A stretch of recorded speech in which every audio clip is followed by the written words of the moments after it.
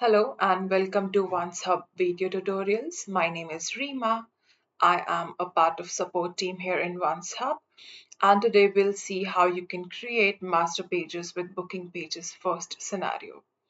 Booking pages first scenario is mainly used when you would like customers to choose between different team members that are there in your team, or if you would like them to choose between the different types of meetings that you're offering, like virtual, in person, or phone. So let's get started. First of all, you would need to sign in to your OneSub account and go to booking pages on the left hand side.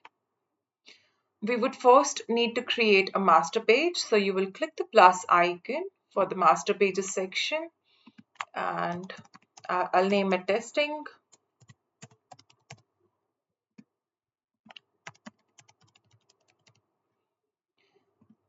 From the scenario, you would need to choose booking pages first and we'll save the master page.